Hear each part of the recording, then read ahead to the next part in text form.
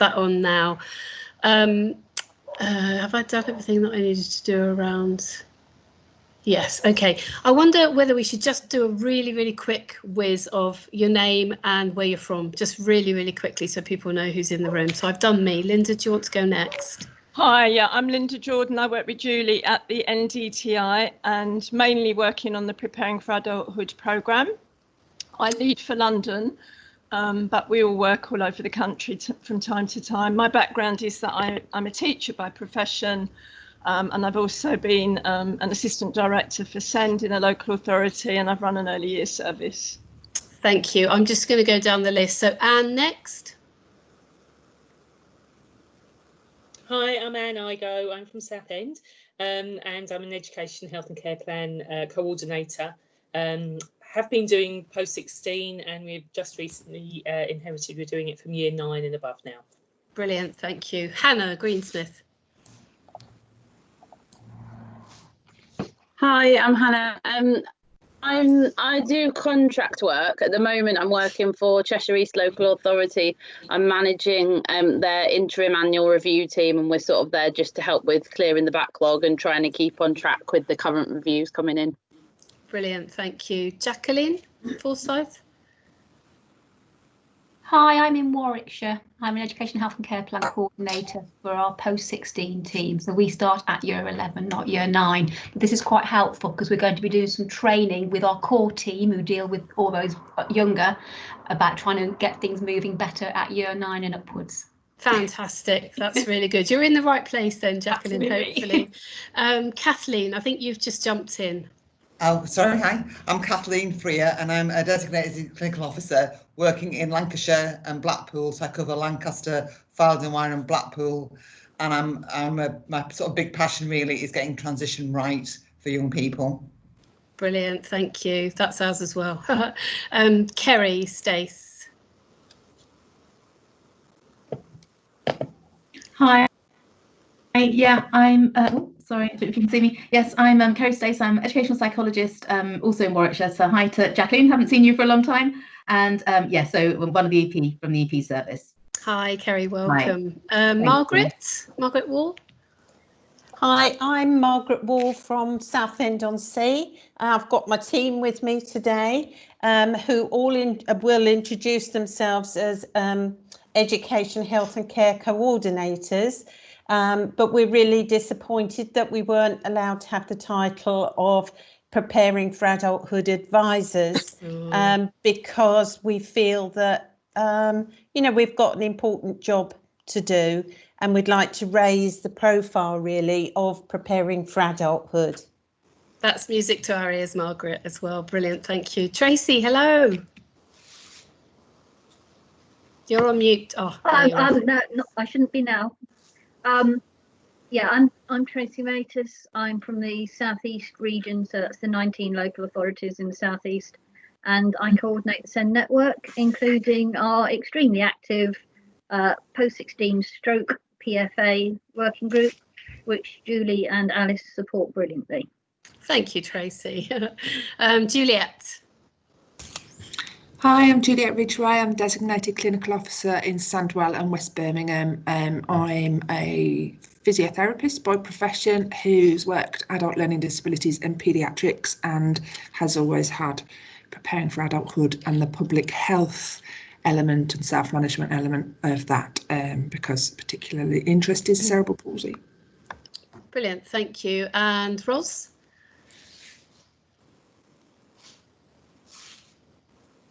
I think you're on mute, Ros. Yeah. Hello. Sorry, I'm clicking it off, it wouldn't go. Hi, I'm Ros. I'm representing the National Network of Parent Care Forums, and I'm also the London Region rep. And I'm a parent carer of a young man who's about to enter year 9, so it's very dear to my heart. Cool. Oh, hopefully you'll find this session really helpful then. Sally.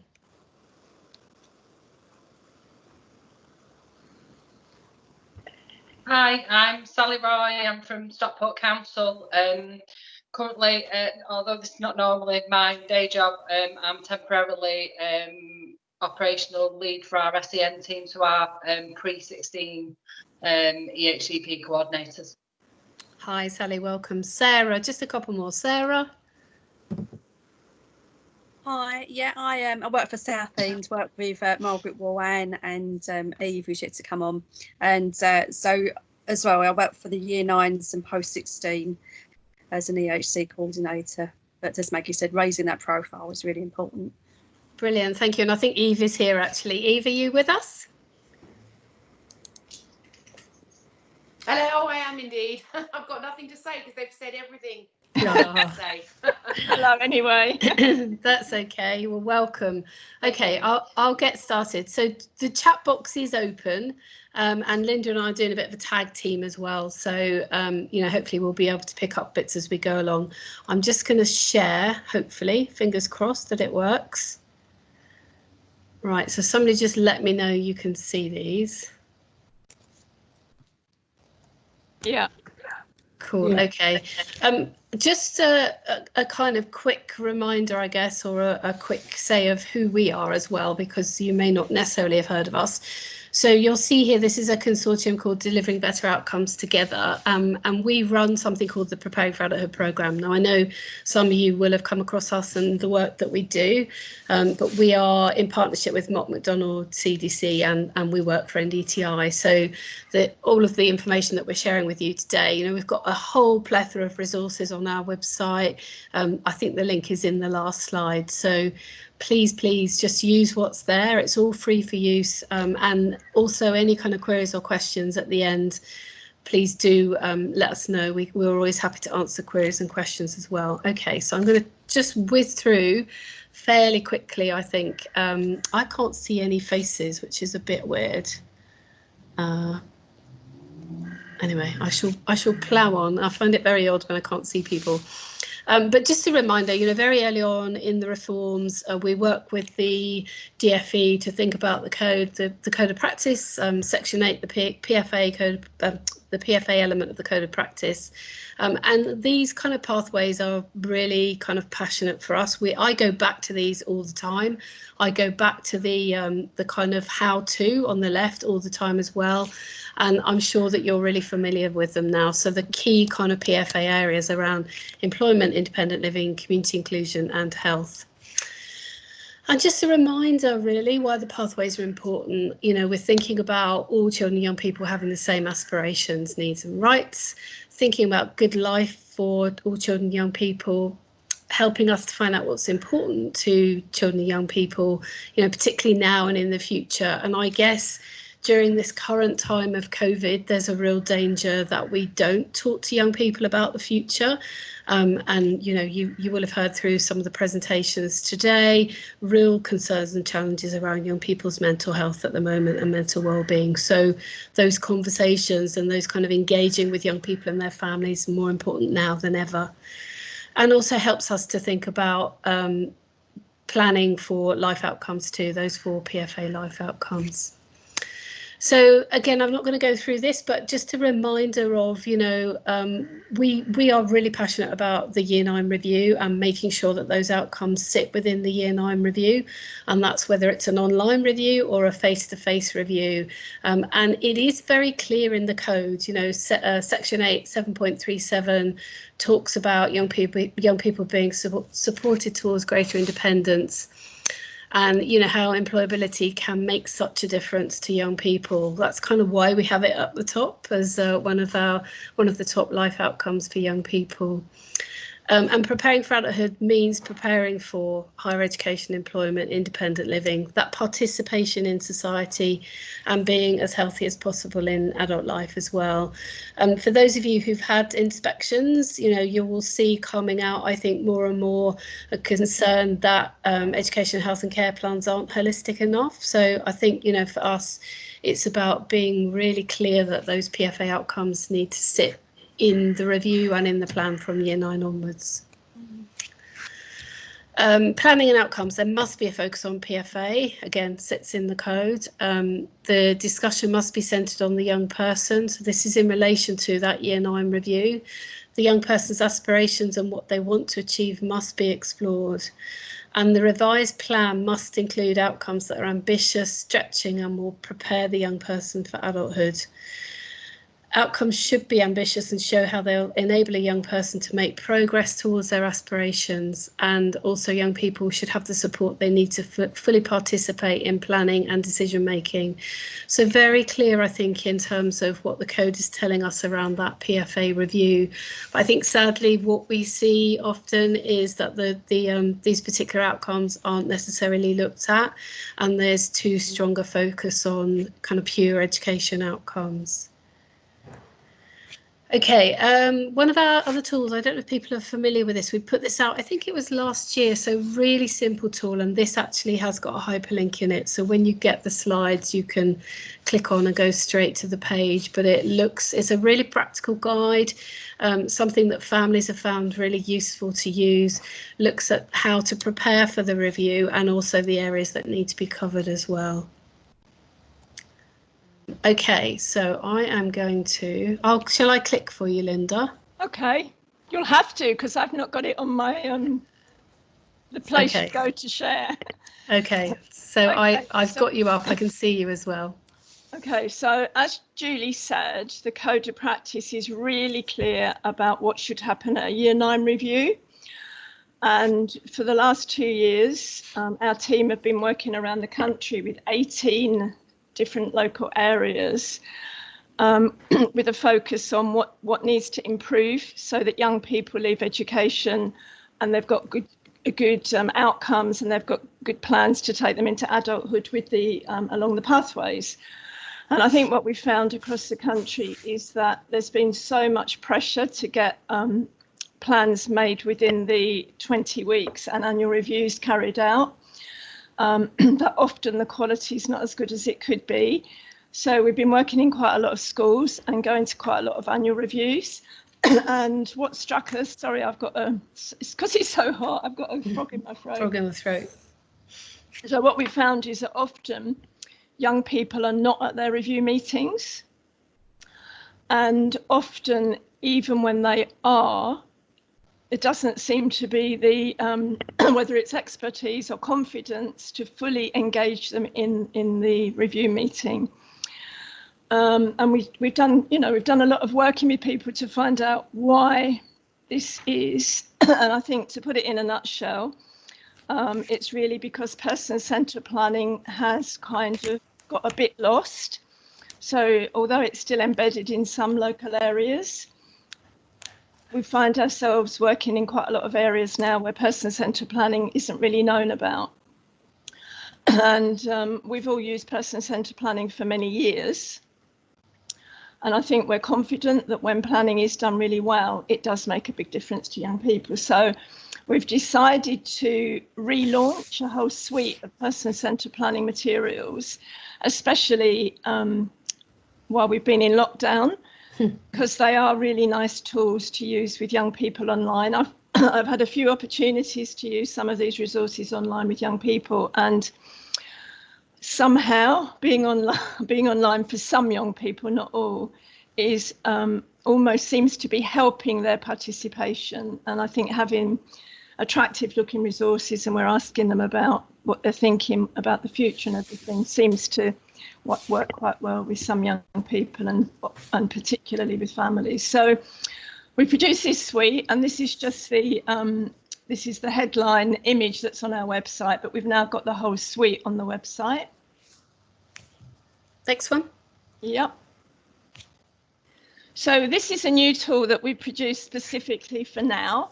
So we've heard from a lot of people working in local areas that obviously a lot of young people are really confused and nervous, like we all are, about what happens next. So this is quite a nice tool to help a conversation around what you're worried about, you know, over the next few weeks, months, however long it might be before you get back to education, what you're worried about, what you're concerned about, what things are going well and you haven't got any problems with, and then some ideas about what we can do to support the young person to address their challenges or their anxieties or their worries.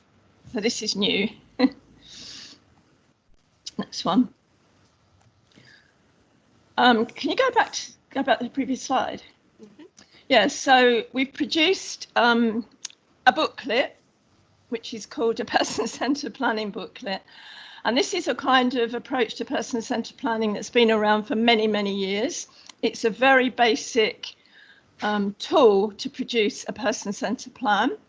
And it's a lovely tool that can be used when you're working with young people to do their first plan. It can be used at reviews. It can be used in almost any situation, really. And I think back to when I was a secondary teacher, and I think quite a lot of these tools are actually quite nice to use as curriculum activities with groups of young people, not necessarily all of them having SEN. Next one. So the first page of the booklet, and for those of you that have been aware of person-centred planning, this is all very familiar, but the first page of the booklet is what we call like and admire. And this is really always a good idea to do at the beginning of a meeting, because it's really thinking about what is positive about this young person, what are their skills, what does everybody like about them. And it's about setting the tone, because often in our work, you know, we still have the medical model of disabilities quite alive, and often we do concentrate on diagnosis and what young people find difficult. And this is just a way of bringing in a balance. So it's looking at their positive attributes and what they're good at, basically. Next one. And then the next question in this person-centred planning conversation is, who's in your life? Who are the important people in your life? And why we do this is because a plan for somebody who's got a large family network, a big social network, lots of opportunities in their community and so on, their plan, even with if they have the same label as another young person, will be different to that young person who maybe is living in difficult situation without a social circle. So it's really important. And also it's a way of beginning to think about, can we build more social relationships for this young person? And then important 2 and important 4, these are the central questions of person-centred planning, because essentially what we're trying to do is find out who this young person is, what makes them tick and what's important to them. And that's really the part of the conversation that needs probably the most time and effort, because for some young people, for example, if they don't use words to speak, or if they've got very complicated needs, sometimes this one needs more preparation, because in order to find out what is important to a young person who has communication challenges, may need some other work before we can fully be sure that we're have their voice. And then important 4 is everybody else contributing what they think from their professional or other perspective is important for this young person to keep them healthy and safe. And this would be really a summary of their special educational needs, their health needs and their social care needs, just in summary. Yeah. So once we've got that information, once we know what's important to a young person, what's important for them, who's in their life, what their skills, abilities and gifts are, we can start thinking about outcomes. What outcomes are we going to develop with that young person to take them towards their aspirations? But we can't do that if we haven't got a baseline. So if a young person says, you know, they want a job when they leave education, or if that's what parents really feel strongly about, we have to explore what's working and not working. So has this young person had careers advice? Have they ever had work experience? Have they had conversations about employment at school? Is the school following the Gatsby standards? Are we sure that employment is on the agenda?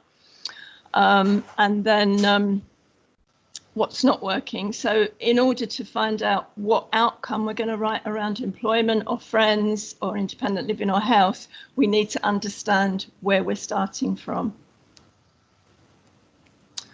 And then we can write some outcomes. So if we've got the information from the young person and family about what's important to them, from professionals what's important for them, we know what the baseline is, we can start thinking about outcomes. And hopefully, as we move on, all EHC templates will have these outcomes in section E. That's our aim. And we are seeing them increasingly. In fact, it's quite funny, during the Pathfinder year 2012, most of the Pathfinders did have the PFA outcomes in the plans, but I think the way that things have worked, we've gone through a dip and we're coming back again. Thanks, Julie. Okay, and then additionally, we have a vocational profile. It's a bit small, but I hope you can see it. So we've done the same kind of design so that they are seen as a suite. And as some of you will know, we really are passionate about vocational profiles being started in year 10, if at all possible. I mean, it's never too late, but the massive impact of starting them early is really so that the young person can do work experience while they're still at school. And then their post-16 or their post-19 experience is straight away focused on a study programme that is for most about employment and for others about perhaps the other pathways. So it's just, I'm not going to go through it, but it's just you can look at it on our website. The new resources are on the website. This is they're downloadable. You can download an editable version, so you can do it with young people online, or a version that you can download and have hard copy and complete with the young person when we're out of lockdown, or you can send it to them. Okay. Okay, so if we do all of that person-centred planning and we have the right conversations and we really think about everything that was on the slides that Julie showed you about what should happen at a year 9 review, if we do it well, we should be able to have these kind of outcomes in an EHC plan. I think the Ofsted CQC inspection reports, many of them, I mean, I think it's like 90% of them are quite critical of EHC plans. And the main criticism is that they're not holistic enough. They haven't got holistic outcomes. There's too education focused, and often there's a lack of health and care input. So for many young people, when we have a person-centred conversation, and I think even when perhaps the conversations are not quite so person-centred, often in section A of plans, we do see aspirations around employment. So if somebody has an aspiration around employment, then we need to write outcomes. So we will have done that baseline work. But for many young people, if we're working in year 9, it's a lovely opportunity to make sure that during year 10, they complete a vocational profile. And that would lead to doing some work experience. That's a kind of lovely sequence on the employment pathway. That's almost the perfect that we want to see eventually. Next slide, Julie.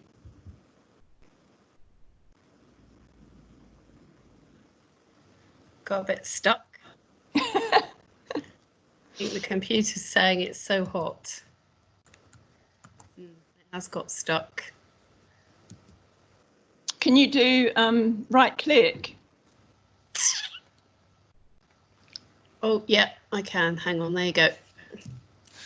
Okay, so when we talk about preparing for adult outcomes, sometimes people are a bit concerned that they're not really education, health or care outcomes.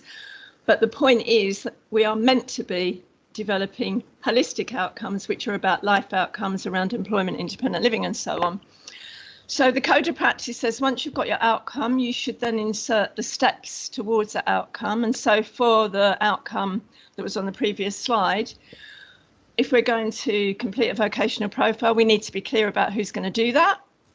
Then obviously we've got to plan work experience, complete the work experience, and then at the year 11 review, really thinking hard about which post-16 study programme this young person needs to do. And we need to make sure that we are integrating the young person's education, health and care targets into that work. Next one. Yeah. So finally, these would be the kind of things that were going on a day-to-day basis. These can be in the plan, or they may be in what we used to call an IEP. So this young person will obviously have some cognitive, language, learning, numeracy, literacy, behaviour targets are being addressed on a daily basis. And so we can integrate them into the plan, but we can demonstrate how they're going to support the achievement of the life outcomes. So, for example, you know, this is an education activity that can happen in the classroom either daily or sometimes during the week to reinforce this idea of you know, this would be helping towards the vocational profile. So the vocational profile includes information about a young person's interests and hobbies, for example. So this can be done in the classroom and supported through the language and literacy targets. And then the young person may require health input to make sure that if they're going to do work experience, hopefully in year 11, that any adaptations that are going to be required in the workplace are highlighted, and that may be from an OT. And then if this young person can't get their vocational profile completed in school, then maybe it's about employing a job coach through the use of a personal budget.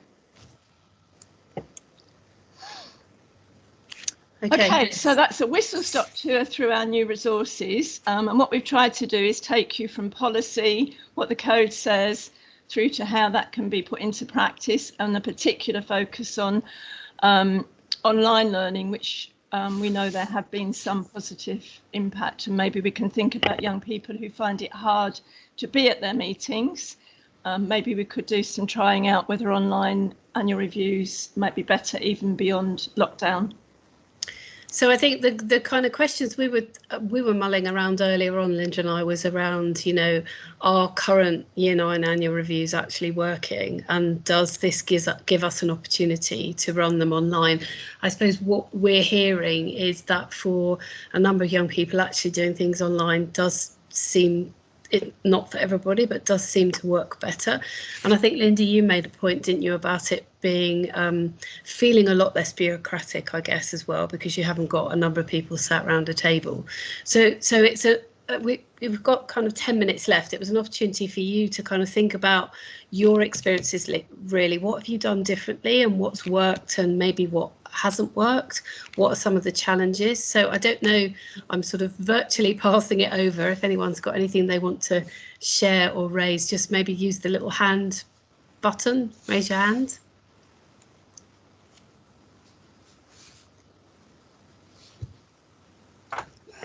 Or just put your mic on and shout. Yeah. Okay. Yeah. Juliet. Yeah, go for it. Hi. My concern is that whenever we talk about annual reviews, everyone goes back to the paperwork rather than the principles and the point of an annual review. And I just wonder, how has anyone got any experience of avoiding the fact that it becomes a paperwork, a filling in a form process rather than a journey? I'm fed up of using the word journey, but rather than a journey. Oh, there's people with their hands up. They may have an answer to that. We can comment at the end. We can too. I can add in. I say I've had a couple of I've had quite a few virtual reviews actually over the last few weeks or so, mainly with colleges. Mm-hmm. And they aren't Year 9, I'm afraid, because at the moment we're only dealing I deal with Year 11 and above. And actually the colleges have done very well in doing the person-centred as well as they can. You know, starting off with what we like and admire, looking at aspirations. So they've worked really quite well. I mean, obviously we do have to look at the paperwork, because obviously we do have to review the plan, but to my mind that hasn't been the absolute most important part of that meeting, because obviously a lot of our students, particularly those who are in supported learning at some of our local colleges, they've needed that extra support anyway throughout this time. Their anxiety has increased, but I've actually seen young people engaging on online reviews who would probably never ever go into a room with professionals there. So I've actually been very pleased with how our colleges have managed them. Some of the actual paperwork coming in hasn't been quite as fantastic as actually what they've been doing, but if I've been involved, obviously I've got a greater awareness anyway. And that certainly echoes what we're hearing, I think, as well. I've got a colleague who works in participation, and she's been doing a lot of catch-ups with young people who would never have engaged before, particularly where they don't have to have their camera on, but they can have a conversation virtually. So, yeah, I totally agree. We've got a few hands up. So, Anne, do you want to make your point? Yes, just to say that I did one last week with a particularly autistic young lad who was on screen with both parents. They sat on the sofa, the three of them, and it worked a lot better. I know with some with ASD, they're very confused with home and college not mixing and what have you. But with this particular lad, he was far more comfortable in his home environment. So yeah, that definitely. Right. Thank you. And Tracy, you had something in the box. I'm not sure if you were asking about face-to-face. So do you want to say what you were asking? It's probably easier. No, I'm just aware that we've got a really good source of practical work going on this call. We've got 3 or 4 people who are actually doing the job, and it's really good on this kind of conversation to hear. I don't know, I said face to face and now I'm going to say horse's mouth and I'm going to offend somebody. I do apologise. Are you asking about virtual reviews, Tracy, then? Yes, I'd just be really interested to hear about how people are really living it at the moment. From the coordinators and the PFA advisors. Yeah, sure.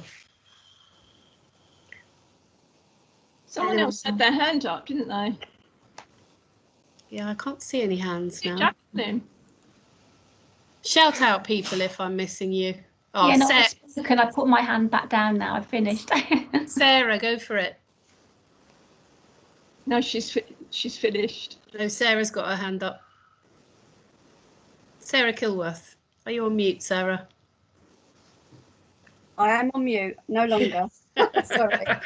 I was just going to go back to the point about the, you know, with annual reviews, unfortunately, what was part of it, there will always be report writing. We need that. That's part of the, you know, to amend plans with, to have that advice. So it is always, we do have to refer back to the reports, but it is about making that annual review as person-centred as possible. But I think for all professionals to realise that as EHC coordinators, we rely on the advice to come through in a report format so we can amend, at the end of the day, the EHC plans and you know, issue it with that advice to the parents. That makes sense. Yep. Anyone else? Any other plan coordinators who've got experience? Jacqueline, well, we've got Jacqueline and Sarah. I think your hand might still be up.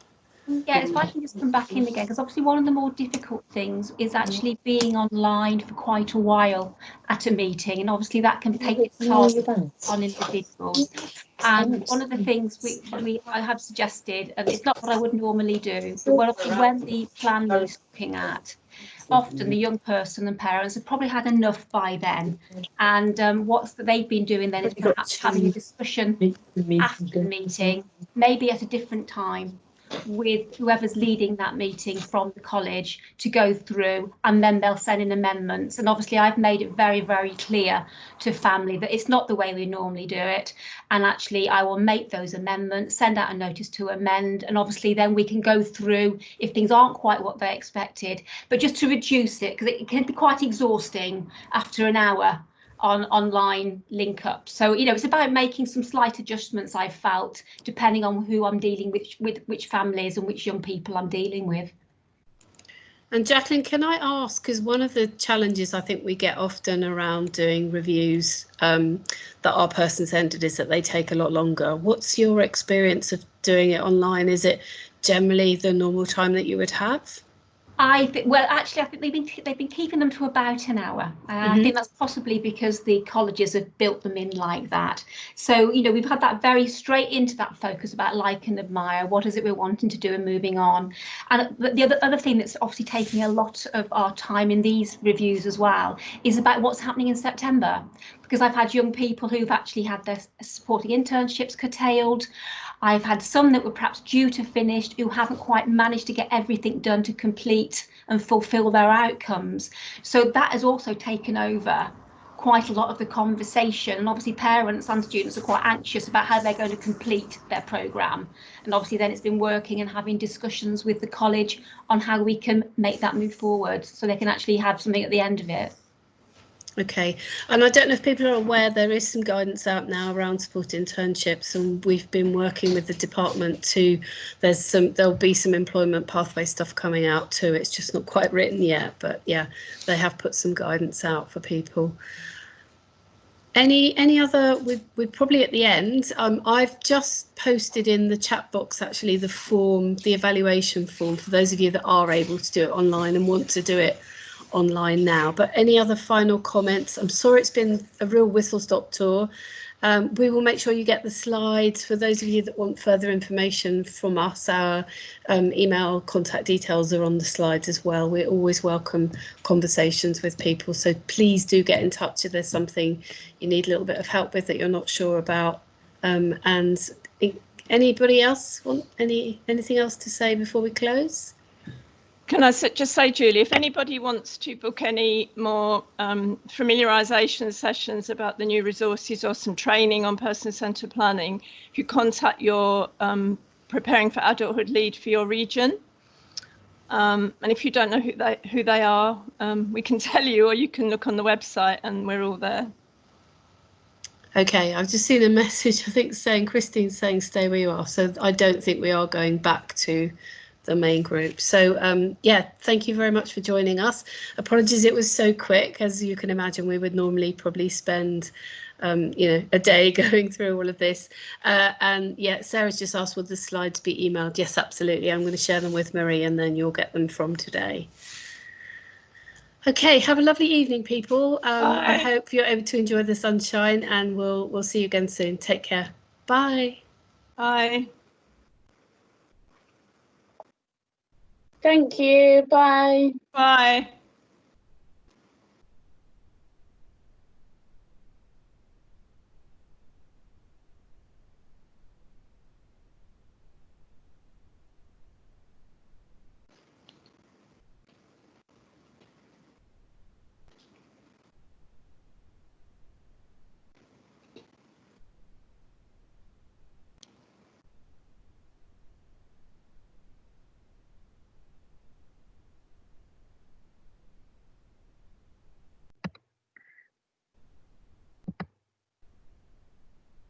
Sorry, Linda, I've just got back. Hello. I went in to do the form and then I lost everything. It was really weird. I was just doing the online assessment. Ben, I don't know what was supposed to happen. Never mind. Anyway, I'll say bye-bye for now. Speak to you later. See you. Okay. Bye.